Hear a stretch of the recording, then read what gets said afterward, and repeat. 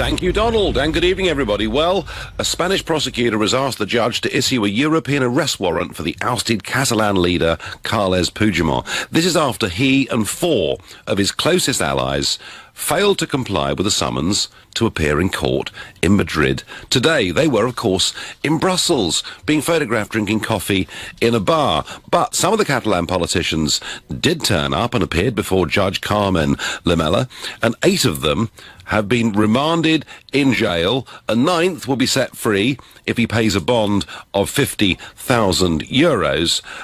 The hearings have been adjourned, and on the 9th of November is the time in which they've got to prepare their defence. So the Spanish authorities are not mucking about, and there are 20 Catalan figures and politicians who face charges of rebellion, sedition, and misuse of public funds. And regulars to the show will remember that rebellion alone carries a maximum jail term of 30 years. Now, if this arrest warrant gets issued, and it seems to me that it's just procedural now, given that the prosecutor has asked for it, and given that 8 people are there in prison, it's virtually impossible to see how a snap election can take place on the 21st of December that could possibly be described to be a free and fair election. I think that's virtually impossible. And I wonder, where are the voices that I've heard for 18 years as a member of the European Parliament, where they scream human rights every time a Central or Eastern European government does something they don't like? Well, they've been incredibly silent today.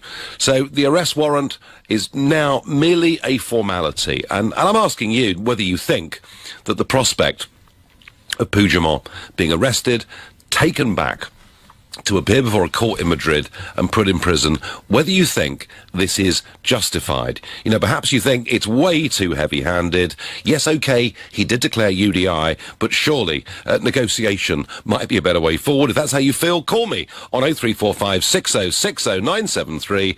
Maybe you think, actually, do you know what?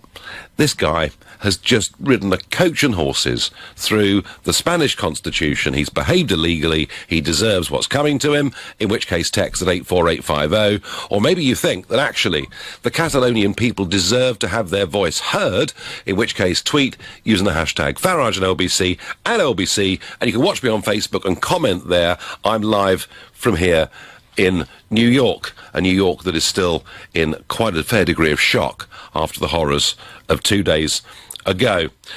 I know that Puigdemont acted outside the law, but he did appear to be running quite a successful campaign where public opinion was coming on his side because of the way in which Spanish police had behaved. If you remember the day they held that referendum back on the 1st of October, 900 people injured by Spanish police attempting to stop them voting.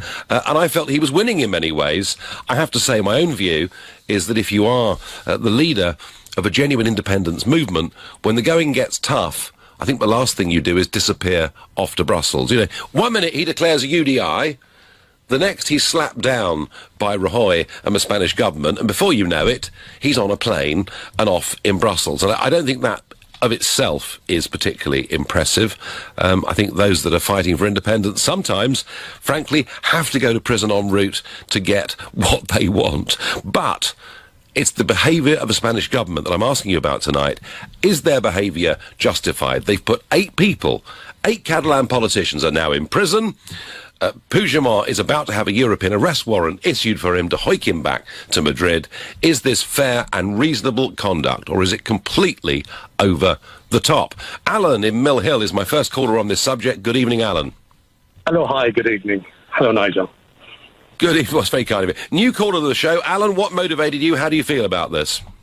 It is because the fact that I'm seeing this is an episode that would be clearly and very closely watched by Erdogan. He did the same thing with Kurdish politicians, and he got away with it.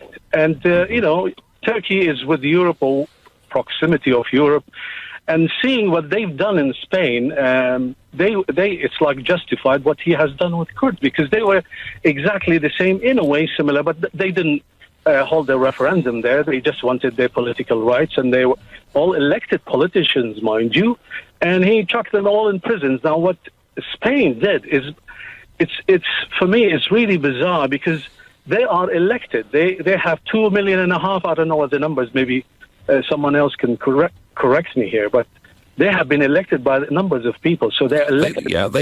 They've certainly got a couple of million votes, Alan, and the separatist cause, which 10 to 15 years ago was a minority sport running at 15 to 20%, the last time we saw was somewhere in the low 40s. So certainly Puigdemont's campaign has been gaining momentum, has been gaining credibility, but Alan, right now, he's sitting in a bar in Brussels. It's not that impressive, really, is it?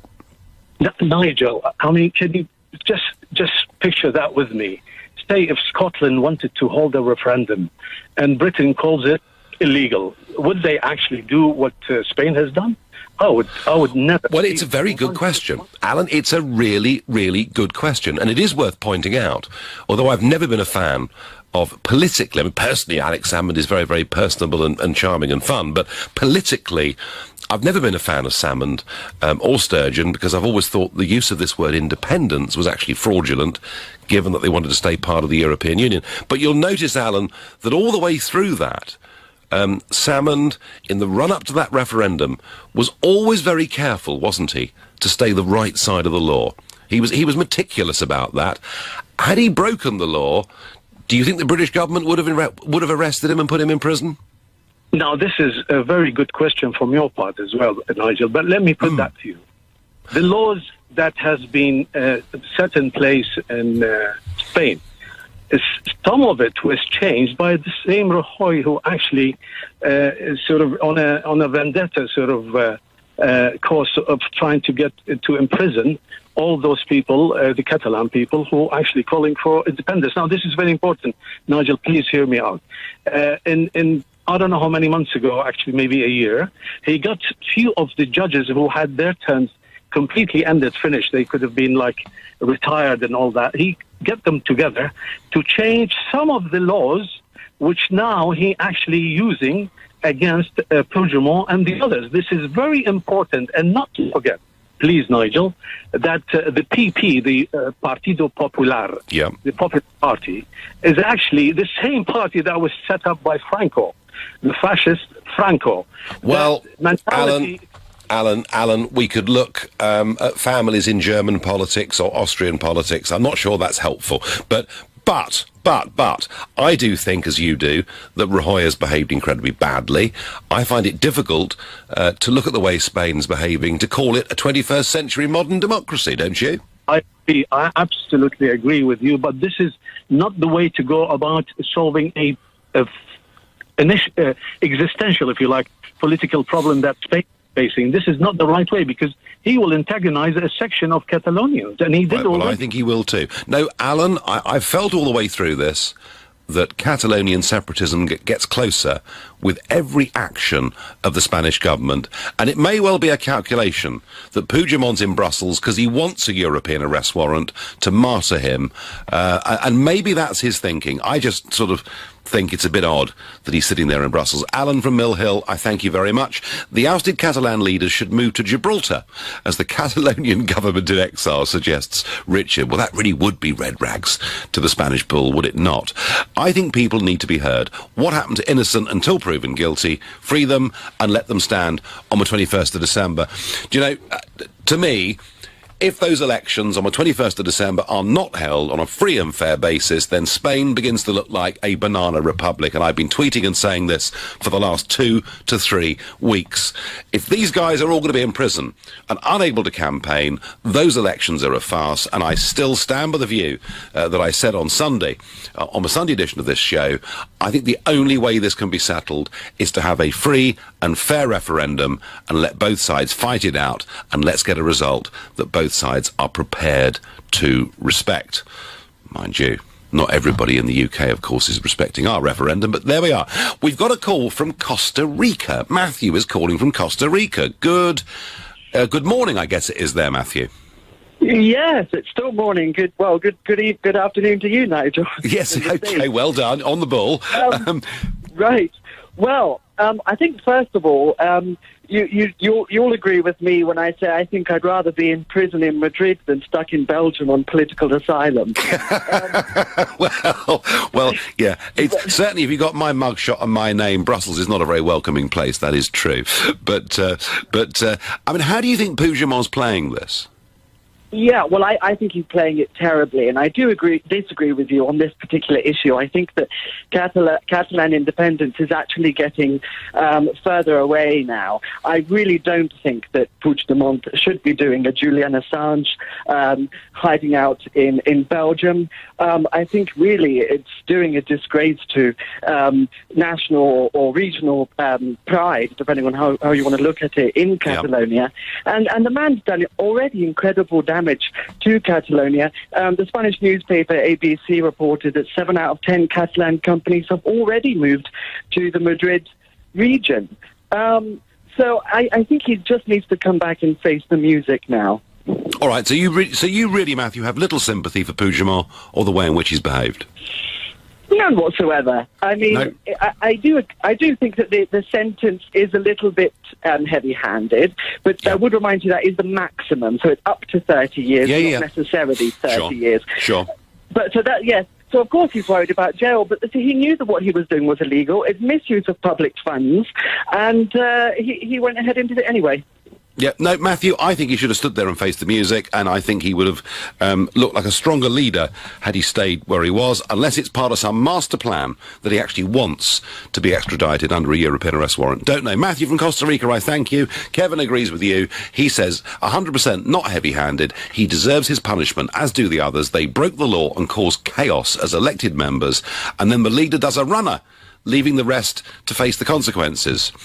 Kevin, I've become more supportive of the Catalan position, just given the appalling barbarity we saw from the Spanish police, but I find it difficult to disagree with the point that he does appear to rather run away. You're listening to The Nigel Farage Show, with 8 Catalan politicians now in prison, a 9th about to go out on bail, and Mr. Puigdemont, the leader, in Brussels with 4 of his closest advisers facing the prospect of a European arrest warrant to hike him back to Madrid and no doubt put him in prison too. I'm asking whether this is fair, justified, or whether it simply is too heavy-handed.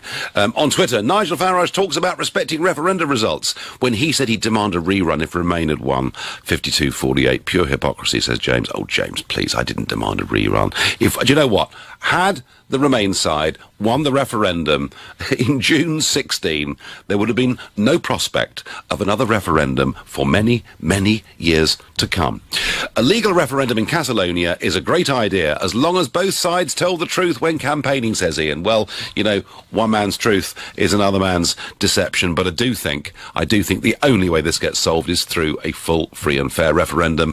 Varno has more sympathy for Mr. Puigdemont and the Catalan cause. He said it's a disgrace how they deal with people who like freedom. Well, it's a real disgrace, Varno, when people want to go out on a Sunday morning and express an opinion and get dragged out of polling stations and 900 of them get injured. Unbelievable behaviour from a country that we're in political union with. Felix is calling from Holborn. Good evening, Felix. Good evening, Nigel. Thank you for taking my call. Not one bit. How do you feel about this?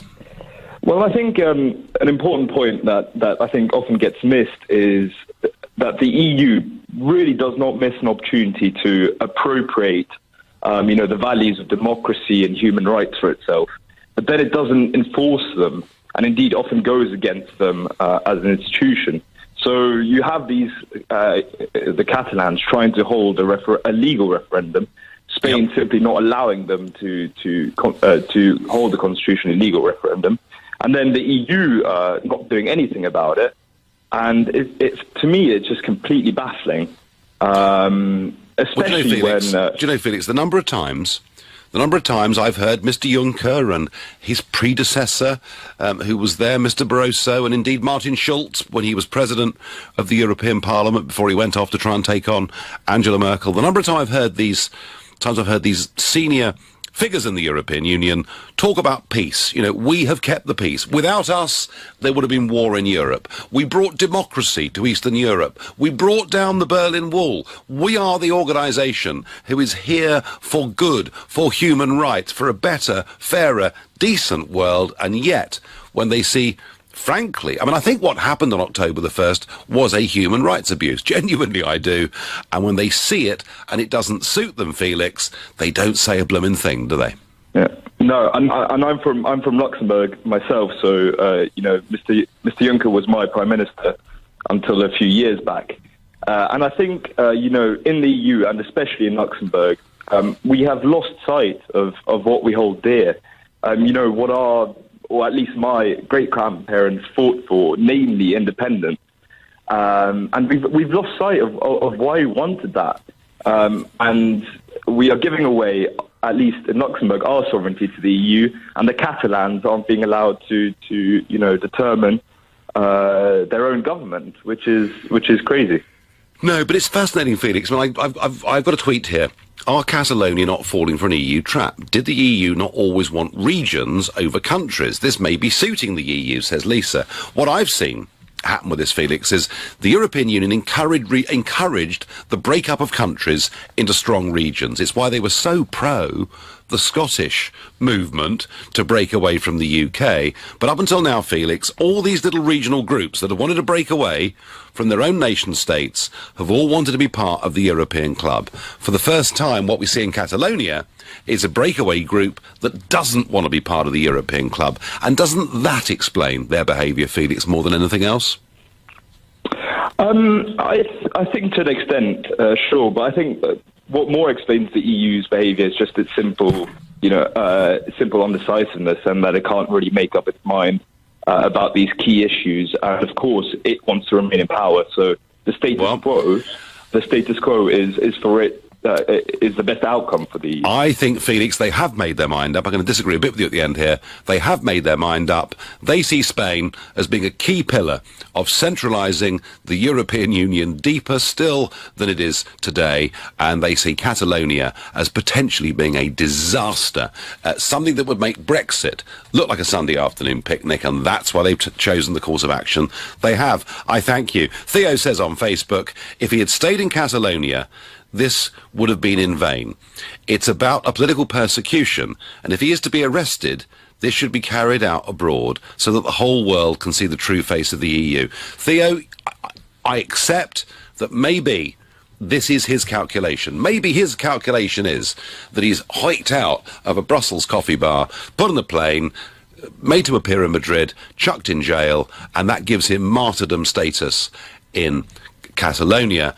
I personally suspect it would have been better for his perspective and for their cause if he'd stayed in the government buildings and been arrested there. That's my view. Robert in Hendon is calling. Robert, good evening. Yes, hello, good evening, Nigel. What is your view on this, Robert? What is your interest in it? Well, my interest is a concern that the world is fragmenting more and more and more away from nation states to whoever or whatever fragmented minority is interested in breaking away. Well, and the kind of chaos. Well, Robert, actually, on the long view, I'm going to disagree with you, because in 1945 there were about 55 countries in the world, okay? There are now about nearly 230 countries in the world. So what's been happening over the course of the last 70 years is that, you know, full states, those with lines drawn on maps or empires, have been breaking down, but they've been breaking down into recognisable nation states on the principle of national self-determination. So I feel that the world's become more pro-nation state over the course of these decades, apart from Europe, who've convinced themselves to go in the opposite direction. But you fear further fragmentation of identifiable units, Robert, yeah? Yes, I do, and I also think that being an Israeli, for instance, I find that the Palestinian trying to break away, or rather in some way self-declare, even despite the fact that the Palestinians in Israel would rather stay in the... Well, Robert, that is a uniquely difficult issue, and we will debate that fully on another day. But Robert there from Hendon, scared about fragmentation. My counter is, actually, there are a lot more nation-states around the world than there were. I think it's a pretty good and a pretty healthy thing. Angela says, is Spain calling the shots or the EU? Angela, the Spanish government is calling the shots with the absolute full support of the European Union. You know, we saw Franz Timmermans, Juncker's number 2, making the point after the 1st of October, after 900 people were injured, Timmermans made the point that necessary force sometimes has to be used. Antonio is calling me from Willesden. Antonio, good evening. Nigel, good evening. A pleasure to talk to you again. Pleasure to talk to you. So, is all this fair and reasonable, Antonio? I mean, you could argue that Puigdemont and the gang have ignored the national parliament, ignored the national government, gone ahead with a referendum that wasn't sanctioned, declared UDI. I mean, is it reasonable to think they deserve what's being done to them? Absolutely, and I'll tell you why. Carles Puigdemont, and I go back to Arturo Mas, who is at the moment trying to crowdfund to pay off a fine for doing something similar, yeah? Carlos Puigdemont, Arturo Mas, and company not only run roughshod over Spain's constitution, Nigel, and you have to, I'm Portuguese, my grandfather was a Spanish Basque who ran for his life, okay? We have long memories of how this happened the last time. I was born into a fascist state in Portugal, so I have heavy memories of all of this. But there's one thing that's really important. Carles Puigdemont, right, not only disobeyed Spain's constitution, of which Catalonia voted 91% in favor in 1978, right, he also ran roughshod over Catalan democracy. The people who declared this referendum illegal was the Constitutional Court of Catalonia, okay? And I put something else to you. With an Iberian mind, all right? It says in the Spanish Constitution, for a reason, right? The Constitution covers all peoples of Spain, right? And it does that for a reason, because of the long memory we all had of the Spanish Civil War. This guy and his cronies, I'm sorry to say, and I'm a little bit intimate with the whole subject, right? I've done something close to treason. Antonio, and that is the view that Rajoy is taking, and you know, that is why they're going to face these charges. You know, they're going to face charges of sedition and misuse of public money and rebellion. I understand what you're saying, but Antonio, just very quickly, if the people of Catalonia wish to express an opinion about their future, should they be denied? Nigel, there is a legal mechanism in Spain. Okay, well, let's hope, Antonio, that these elections, which are a legal mechanism, which take place on the 21st of December, let's hope, Antonio, for everyone's sake, they're free and fair. The Catalans have broken the Spanish constitution, they've held an illegal referendum, they've declared UDI, and there are many of you who think they're getting their just desserts by being chucked in prison, and Puigdemont about to have a European arrest warrant put upon him. I have to say, I don't take that view. They may well have played fast and loose with the law, but I do think that the only way you solve a situation like this is to have a full, free and fair referendum. What Rajoy, the Spanish PM, has proposed are elections on the 21st of December, but if the leading contenders for separation are in prison, difficult to see how they could be full, free and fair elections. Here in New York, US President Donald Trump has repeated calls for the suspect in the New York truck attack to get the death penalty. The suspect himself has been interviewed, has said he felt good about Tuesday's Halloween killings. He wanted to kill as many people as he possibly could. As it was, there were 5 Argentinians who were in New York to celebrate 30 years since their high school graduation, a young mother from Belgium, and 2 Americans who died. Mr. Saipov, the Uzbek immigrant, was shot at the scene. He's being held in hospital under guard. Initially, Trump said he wanted to send him to Guantanamo Bay, but he's decided that actually is a much too slow a process. And Trump's tweet today is, should move fast, death penalty. This is not inconsistent.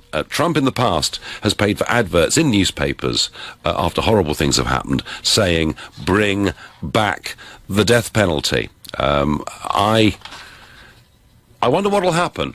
Because this will be a federal prosecution, it will go over New York state law. New York is a state that does not have the death penalty, but at a federal level, the death penalty could be applied. And there are many states in America that still do conduct the death penalty. When I was younger, I always thought the death penalty was the right, just thing. I now have a slightly different view. I don't really want the state to have that much power over our lives. But the US president, very clear in what he thinks. Okay, back to this debate. Should Mr. Puigdemont be dragged back from Brussels, put before a court in Madrid and put in prison for what he's done? And I'm going to Andalusia in Spain to speak to Phoebe. Good evening, Phoebe. Hi, how are you doing? First of all, I'm sorry because English is not really my first language. Well, I tell you what, it sounds pretty good to me, Phoebe. So you're in a completely separate region in Spain. How does the behaviour of the Catalan separatists look to you? Well, here's the thing: is I used to live in Catalonia for 3 years. And I do agree with you regarding that we should have a legal referendum. The problem that I see right now in Catalonia is that I don't see that we can have a really objective point of view. Because ever since the Constitution was ratified by more than 90% of Catalans, by the way, in 1978, yep. What the Catalan government has done is use their autonomous powers to indoctrinate people. And I can give you a couple of examples. For example, one of my friends that is a Spanish language teacher in a high school, as soon as he started showing, posts on Facebook that he doesn't agree with the process that they are going through, he got fired. So whoever really works in the public sector in Catalonia who doesn't agree with their views, you have problems. You either get fired, you get looked down upon. And this has been going on for 4 decades. They teach even in the books. What they teach kids is that Catalonia was a kingdom when it wasn't. That the Spanish have always oppressed Catalans, which hasn't been true. And actually, I had to come back from there because the whole situation was untenable. I know that Phoebe, living there, did you feel uncomfortable with the nature of the Catalan separatist sort of sentiment? The problem there is that it's really not a majority, but they are the ones who control the government. So if you live there, you have a pressure. Only recently, when the people, the ones that they call unionists, have really come out with the Spanish flags. Yeah. You feel a little bit more comfortable, but that has only been very recent. Before that, no, you really feel the pressure that you either have to go quiet or you're going to fight with everybody, Phoebe, do you think, as I do, that only by having a full, free and fair referendum can this issue be resolved? Because if you're right, those that wish to remain part of Spain would win that referendum. I do agree. Okay, yes, definitely.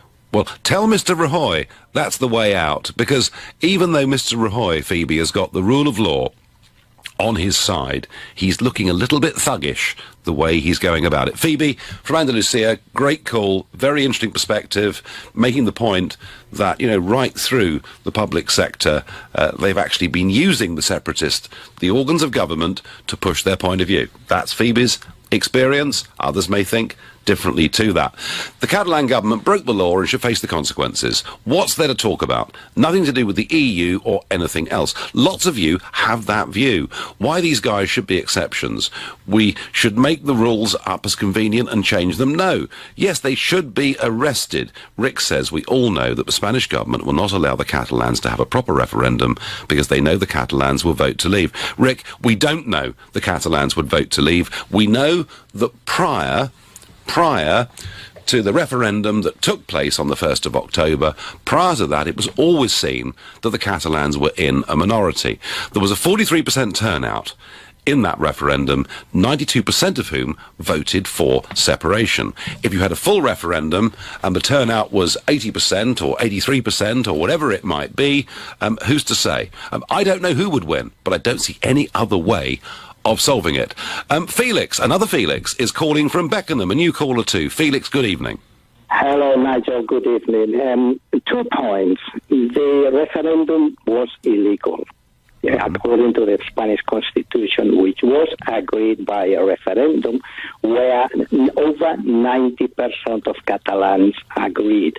That's Felix, I think that it's indisputable that they did not have permission to hold that referendum, but Felix, shouldn't people be able to express an opinion if they want to? Yes, but from the law to the law. They have to start from the law, obey the law, and they haven't obeyed the law. And now the situation is in the hands of the judiciary, in the court, and they should be allowed to carry on with that, with the court doing what they are doing. It's nothing to do with Rajoy. It's nothing to do with the Partido Popular. It is the courts that are running this situation. Because they're upholding the Spanish Constitution. Okay, fine, Felix, your second point? Well, the second point I was going to make is that it is the judiciary that are running this, and Puigdemont should go back to Spain to face the music. Okay, so you have no sympathy for Puigdemont. And do you have any sympathy, Felix, for the 93% of people who went out on October the 1st and voted for Catalonia to leave Spain? You don't believe that referendum was done properly, do you? I think it was imperfect in many ways, but what I do know is, a couple of million people went out and voted for Catalonia to leave Spain. Now, they may well, Felix, still be in a minority, but don't they, in a free country, which it's supposed to be in Spain, don't they have the right, somehow, to be given the chance to express their view? Yes, but they have to change the Constitution. They have to go from the law to the law. They cannot break the law to get their way. They have to change the Constitution first. And what if they can't change the Constitution? Sorry? What if they can't change the Constitution? If they can change the Constitution, I don't know. Do you know that a part of Catalonia is now asking for independence from Catalonia? Do you know that? That is where it would take us if we allow all these sort of things. That is where it would end. Every part of all over Europe end up independent with 1,000 little regions. I don't think they would, Felix. I genuinely don't think they would. I'm just making the point that people who wish to express an opinion have to be given, if you're living in a democracy, a means of expressing it. And my worry, Felix, is that by Rajoy saying he'll have these elections on the 21st of December, and I just put this point to you quickly, if those elections go ahead with Puigdemont and the others in prison, that would not be reasonable, would it? No, I agree with that. Yeah, okay, well that's fine. Felix, I understand your passion. You want Spain to stay together. You think they behave badly. I understand it, but I don't think the Spanish government, in the eyes of international opinion, are particularly helping themselves. So the Catalans have not obeyed the Spanish constitution when they held that referendum, when they declared UDI, and there's some very passionate callers with Spanish heritage saying they want Spain to stay together. And I understand that. I get that. But surely surely, if people want to express an opinion, it's dangerous not to allow them to do it. Madalena says to me on Facebook, it's not down to the Catalans to have a referendum, it's for the whole of Spain. There is a constitution, we can't forget that, just because it suits your own anti-EU agenda. Look, Madalena, what if the Spanish Parliament refuses for a year, for 5 years, for 10 years, for 20 years to refuse to give the Catalans a referendum? We had a very similar situation here on EU membership. All I'm saying is, Madalena, that I think the way out of this is to have a full, free and fair referendum. That is my view. I wonder what Annabelle, who's calling all the way from Los Angeles, thinks. Good afternoon, Annabelle. Good afternoon. How are you? I'm very well indeed, thank you. So, do you have a stake in this Spanish-Catalan debate? I don't, but I have a friend who actually lives in Catalonia right now as we speak. Yeah. And I asked her about the vote and what was going on. And I'll just read a little bit of what she said to you, or to me. She said, I asked her about, were you there the day of the vote? I'd love to hear from someone who was there and witnessed it. And she said, I was there, yes. Actually, as I don't approve of it, I didn't go to vote, so I didn't see all the violence. But there were many pictures in the news that were actually from 2014, not from this time. And she said, the thing is that they owe Spain a lot of money, and to create a new country would be so expensive that they would get very poor, and it would be a problem, and she doesn't know what will happen. And yeah, I mean, there is an argument that companies have left already or threatened to leave, and that financially they might be worse off. But, you know, Annabelle, very often, independence movements, I mean, when countries were breaking away from the British Empire, the argument wasn't about being richer or poorer. The argument was about being free and having their own identity. So, whether the economic arguments are right or not, I just don't think, Annabelle, that those 2 million people that voted in that referendum to leave Spain, I can't see them changing their mind in a hurry. Oh, no, I totally agree. I mean, you're talking to an American, don't forget. But I think they should bide their time a little bit because, think about how much it costs to set up embassies in other countries. Yep. The territorial army. And, it just seems like they've taken a pretty bad time to do it. Although I can see, from like a political point of view or a political standpoint, they picked a great time to do it because, you guys are doing your Brexit, and I've heard like there's a vote going on in Italy about do they want to have more freedom from the EU. There is the next big political event in Europe that is coming up is the Italian elections, which will take place early next year, and in some ways, the European Union will dominate all of that. And we've just had, Annabelle, we've just had the Czech Republic go very Eurosceptic, the Austrians go very Eurosceptic. So there's a lot of, there is a huge amount of turmoil going on. But Annabelle, your point that maybe they're not quite ready for this and should bide their time is a very valuable one. And thank you for calling all the way from LA. Fred in Heathrow says, why Belgium? Would it not have been more sensible to have run away to Andorra? After all, it is the only 100% Catalan-speaking country in the world and is not part of the European Union.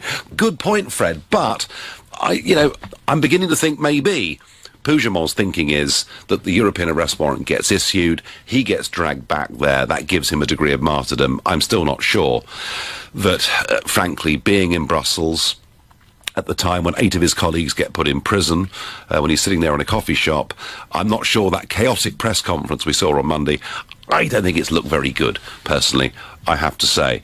I can see Catalonia doing really well, remaining with Spain, with more devolved powers.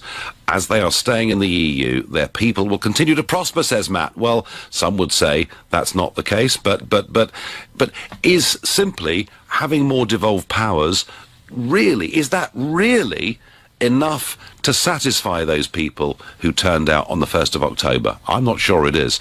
Isabel is calling me from Suffolk. Isabel, good evening. Oh, hello, good evening. I'm very, very happy to speak to you. My husband and I are great fans of yours. Well, that's very sweet of you, Isabel. And how do you feel about this? How do you feel about Spain and Catalonia and what's been going on? Well, I'm Spanish. I'm Spanish, and I am half Spanish, half Catalan. So I would say that I know what I'm talking about, and I can tell you from some of your callers that just spoke to you that It's not true. Nobody is bullying anybody for being from a different place at all in Catalonia. Catalonia is a very, very rich and cultural area of what you call Spain. But I truly believe that now, after I've seen what's happening, how the government is treating everybody, how the police is treating everybody, I really see now that we should be independent. And we can still trade with Spain. We can still trade with everywhere in the world, the same as Brexit. So Isabel, let me just ask you this. Is it the behaviour of the Spanish police and Rajoy's government, is it that has turned your mind in the course of the last month or so? No, I always wanted to have some sort of independence because it's a culturally totally different country, and I'm not happy with Europe as it is, as such. So I didn't vote Brexit because I am not British, therefore I cannot vote. But my husband voted Brexit. So the whole package together, I think we're better off being without Spain and being without the big wolves in Brussels. No, Isabel, you've made the point very clearly, but you realise that if and when that referendum comes, the people in Catalonia will be told that all the businesses will leave, they'll be poorer, it'll be a disaster. I mean, when that referendum comes, can you predict at the moment which way you think it will go? Well, how can we get poorer when we have businesses, where we have people that are willing to work, where we're going to have new businesses building up in Catalonia, where people are going to realise that, excuse me, there's not a big scary thing to be independent. It's not a big scary thing to be out of the EU. We can still deal with everybody. We can still set up businesses. We have a lot of beautiful areas for tourism.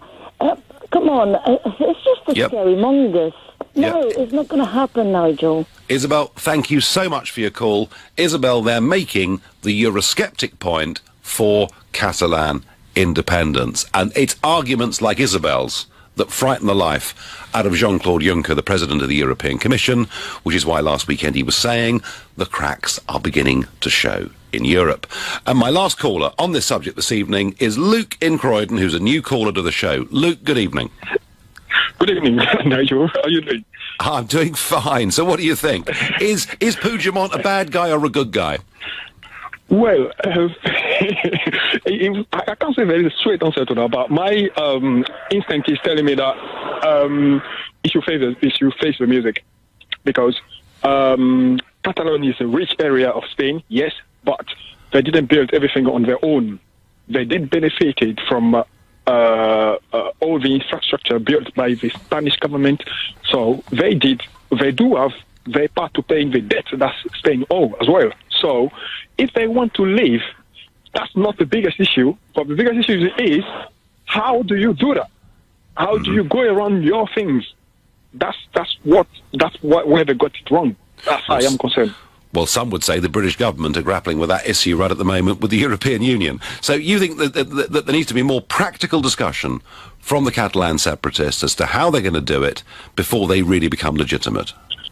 Definitely, they needed to do that. They had to do that. And then also because Spain is just about to recover from a very difficult economic period they've been going through. So it's not at that particular moment that the richest part of the country will say, well, we're out. You are out. Where are you going? But they need some more plans. Yeah. Luke, thank you so much for your call. And finally, on Twitter, I get, Nigel, you are a staunch supporter of democracy. Please respect the 60% plus who do not want independence in Catalonia or did not vote. Well, the point about that is the people who don't vote in elections don't count. But there were many that boycotted that referendum on the 1st of October because they thought it was illegal. This needs to be brought to a head with a full, free and fair referendum. It's the only peaceable, sensible way this is going to get resolved. I don't know which side would win that referendum. I have no idea who would win, but I can't see any other way of solving it.